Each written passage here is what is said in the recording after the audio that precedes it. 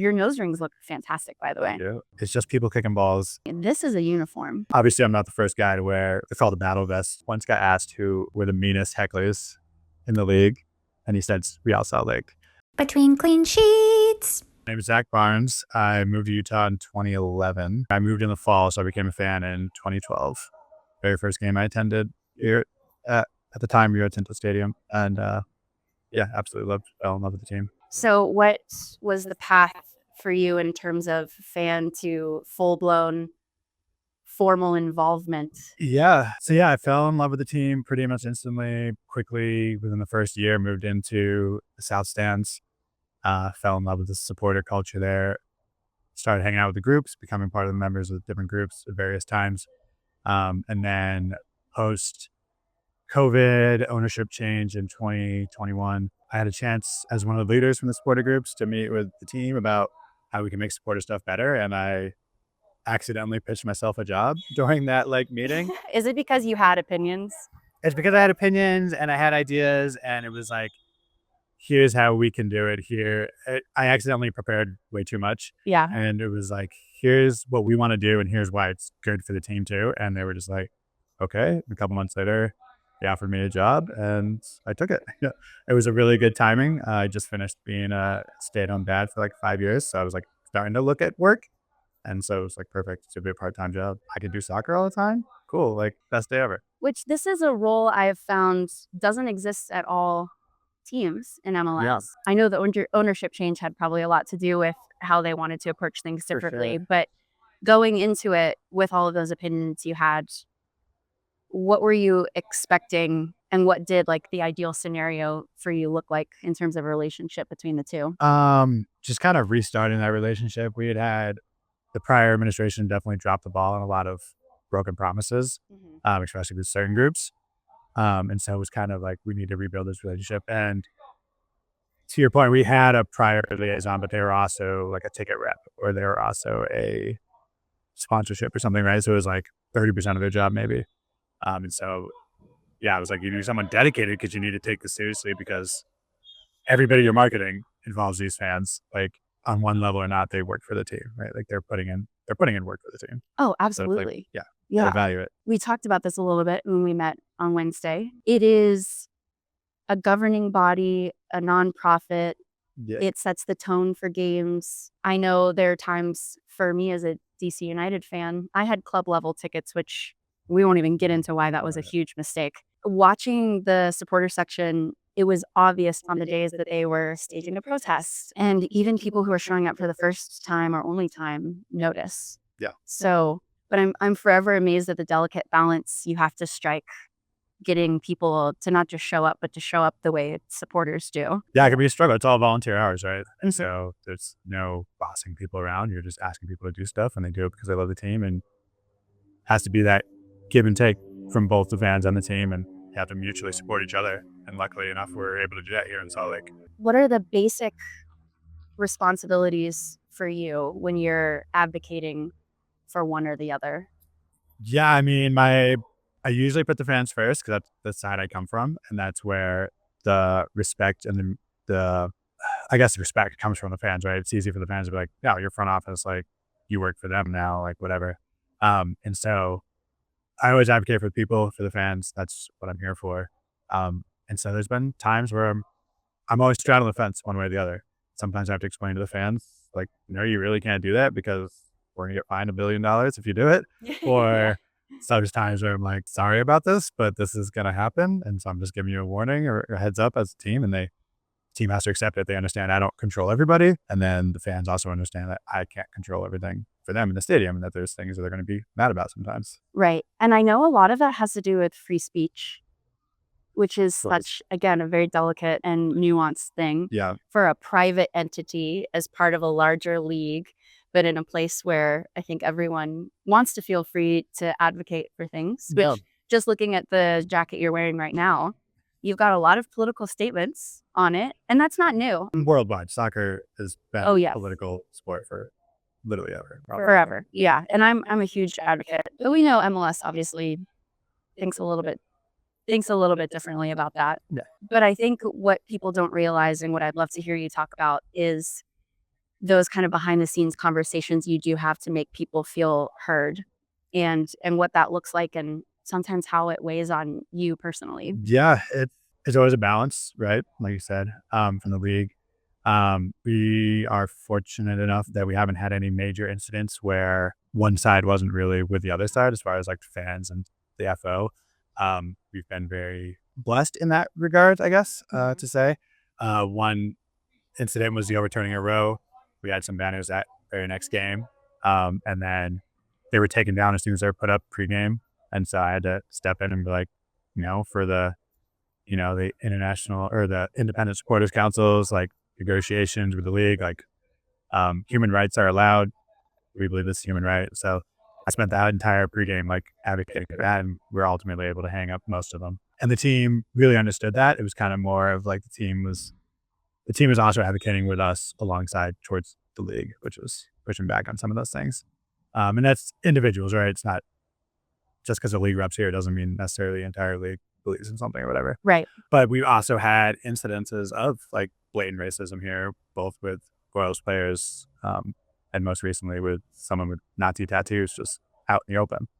And the team, again, has handled both those situations as best as they can, in my opinion. And most of the fans seem happy with the responses from the team on that respect. So we haven't had a ton of battles, I guess, to say, where the front office has been recently. That was actually really, really fortunate. I am who I am. Like you said, I wear a lot of things that kind of like my heart on my sleeve. And so people understand that, but it humanizes a lot of aspects. And when they see someone they know who's able to articulate, like, this is why we believe this is what we're doing, a lot of people back it. I think people don't. We hang it, refugees and immigrants are welcome here banner every game. To me, is the most non-controversial thing. And the team gets emails monthly about it. Certain fans will be like, no, we don't, or we don't want that in our stadium. Do they not know who's playing on the field? That's the most shocking thing to me, right? Like, it's a larger conversation, obviously, but that's people like, oh, that's political speech. But for me, it's just simple being a decent human being, right? Yeah. But to go back to the point of being kind of like that unicorn, like rare that we have that balance, is because we have people, I think, people that have been here for a very long time, who maybe started as interns, just started as low-level employees, have worked their way up in these positions. They really understand the fan base, understand the club mentality. We are still like, we're a little big club. We punch above our weight, but we are a low number of employees who all know each other, who all aren't necessarily in that corporate like headspace all the time. And I think that shows in incidences like that where we have to deal with something. We're able to come together as a club and supporters and really do what needs to be done and do it effectively in the best way possible. Do you think the new ownership group embodies that mentality as well? Tough to say. There's a lot of owners. So you're talking about a group of people. Obviously, it's tough to pin them down. I would say the ones that we deal with the most often, that I've had to deal with most often, generally get it. They do come from a larger club mentality or larger sports arena. And I don't think they necessarily understand all the nuances of the small market stuff, but they trust the people that are here to do the work, that have been doing the work. And so I think that goes a long way. The people every day here doing the work, 100% are on board with that. What would you say is your biggest accomplishment? If you had to end it all today, what would you put on the I was about to say tombstone. That's not what Not ending it that way. Zach's career with ours. Zach's sports career. If everyone was to give their like, I'm so glad Zach did this. Yeah. What do you think would be included? It's so, I don't know, it's really tough. And I think a lot of ways, a lot of the work I do and the front office does goes unnoticed, right? It's all the work we're doing Tuesday morning. It's like the players say, right? It's the work they do on Tuesday that gets them the win on Saturday. And so, yeah, I mean, currently the safe standing that we're in right now is what's here, just something we advocated for a long time. Is this new? And it took forever. Yeah, it's second season. Bleachers and stuff is all the same, but we took all the seats out, added the safe rows, added a dedicated spot where we're sitting, is where we put our drums and stuff. And so that brought our bar down, put them in with all the rest of the supporters, put them in the middle to highlight them, but then also, gave us a space that allows for the movement, the freedom that people want as supporters, the chairs that can be restricting. That, and then our TIFO pulley system, which took a while to get. was on the list of things to do for a long time. We finally got that in. I have personal thoughts on that. I would like to have done it better. It was right kind of before as I actually started, so I didn't get to consult on the machinations or how it actually was carried out, but we at least finally got it. well, at least you didn't have to add engineer to yours. Well, when you see the duct tape and the rubber bands up there, that's my engineering. Like, you know, this is again what I find so fascinating and why I like to make fan POV content is that sort of stuff I would have really taken for granted. I would love to hear your thoughts in your travels. Some of these newer stadiums, that just comes built in without any sort of support or liaison saying, hey, you should have this. I can think of Austin as a great example.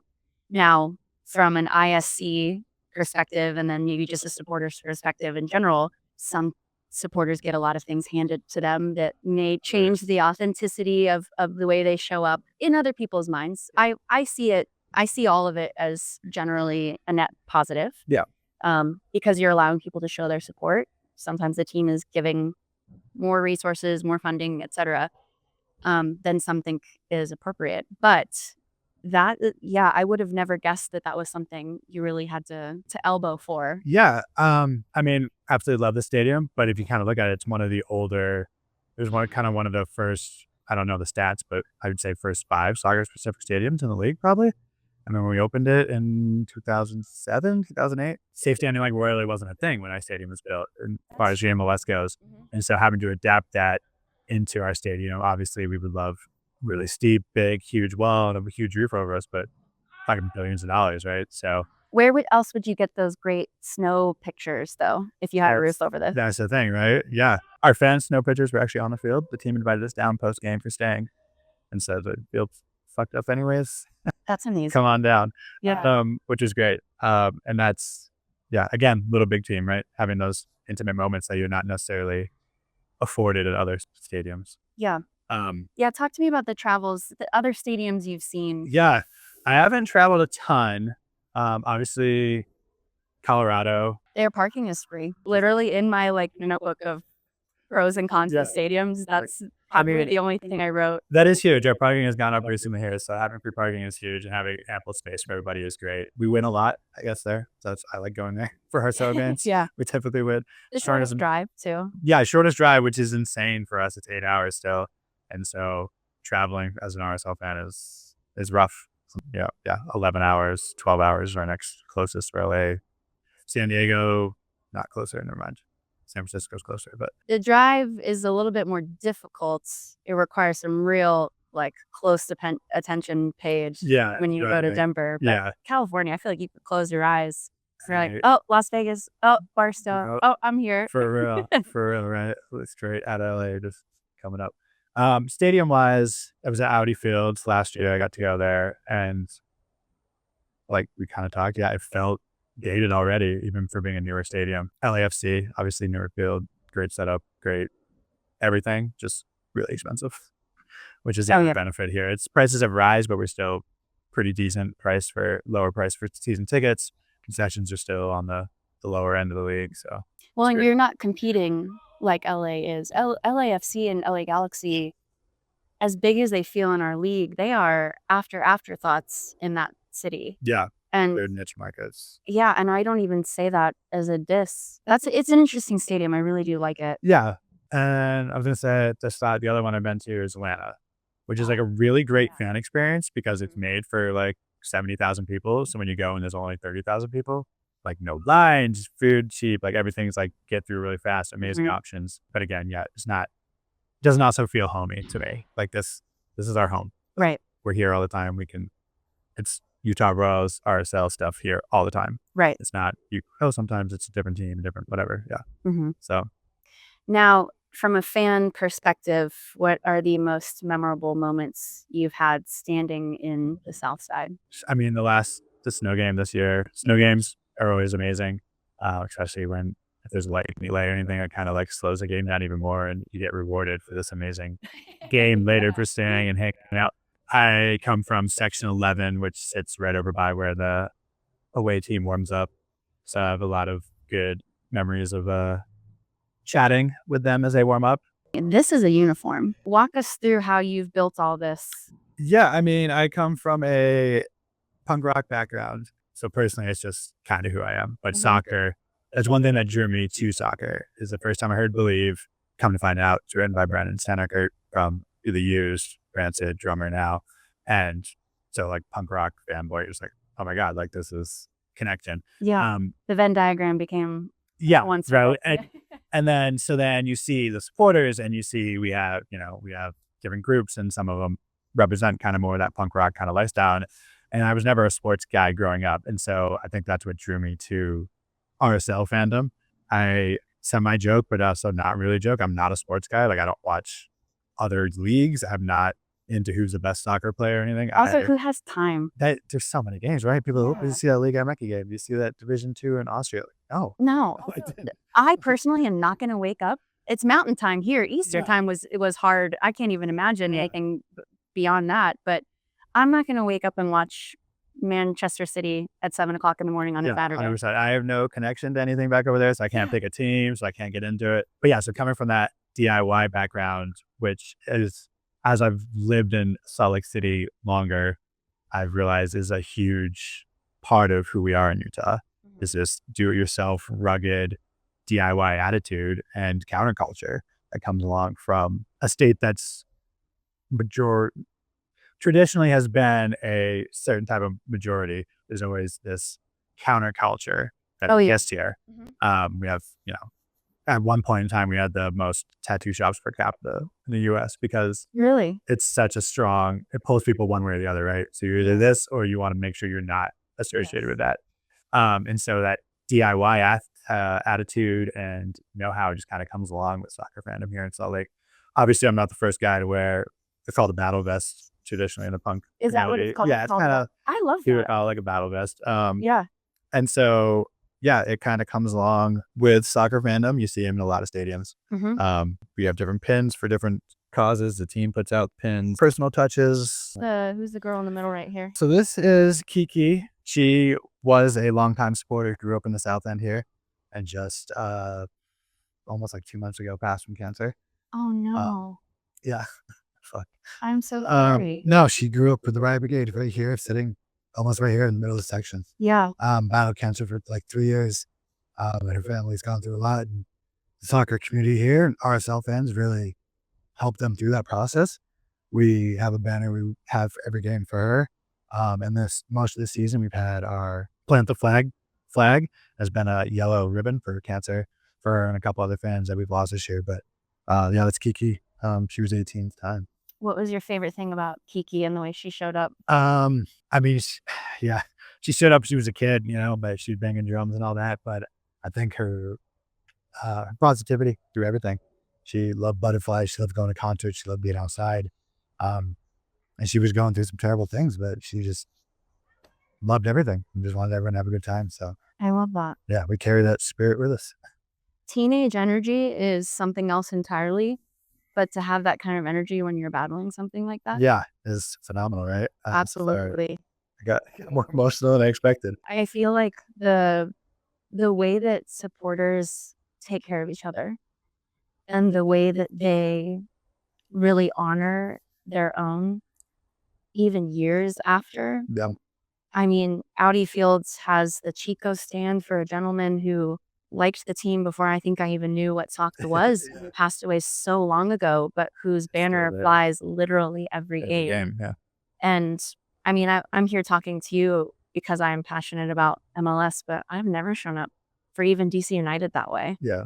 And to do that and to have that be pretty much your entire childhood and to be embraced by, I mean, oldies. Oldies like us. Old heads, yeah. Yeah. Ooh, we're there. Well, in honor of Kiki and kind of in the same vein, I saw so many kids in the supporter section on Wednesday night. I joked in my pregame content that it was a school night. And Trey, I think even Tyler had mentioned that it wasn't going to be the 10th consecutive sellout because it was a Wednesday night game. Yeah. And yet I saw children, like toddlers, banging the drums, sitting on their parents' shoulders in this section. To that end, how would you describe the general vibe of all these different groups that come together in this section? Yeah, I mean, it's it varies.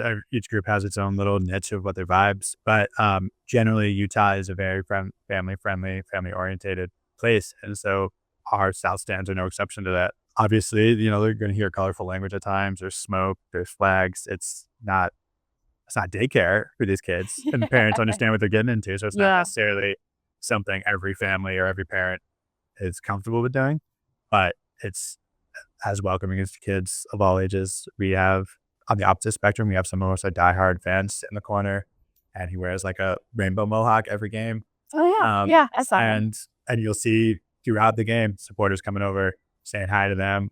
They've been season ticket holders from like day one of the old stadium and Rice Cycles, and they still want to be involved, but they need to sit, they need to have their own space, and that's fine. It's multi-generational now. We've been here for almost 20 years now. And so yeah, you have kids that are literally raised here that are growing up to be supporters. One of our good capos actually just left for Korea for a year for his school, but 18-year-old kid, just did his first year freshman at the U, but raised here in the South End, and then was literally capoing when he was 16, 17, up there leading chants. Yeah. And just putting in the work that us old people are tired of doing sometimes. I got to take a break. I can't, I can't be up there all game. Supporters do a lot of the work, right? A lot of the drums and stuff, but it's stadium-wide.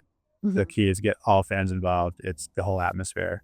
And just having fun. That's literally, I have to remind supporters sometimes, and non-supporters, but just fans in general, people who even work with the team sometimes, like, it's just people kicking balls. Yes. It's just like, we're here for fun. Like, yes, this is work. Yes, it's a livelihood for a lot of people, but like, just take a second, breathe. Is it really that important? Like, cool. I want to take people's keyboards away from them. Yeah. Social media is a whole other thing sometimes. All right. We do not need to be mad here. Yeah.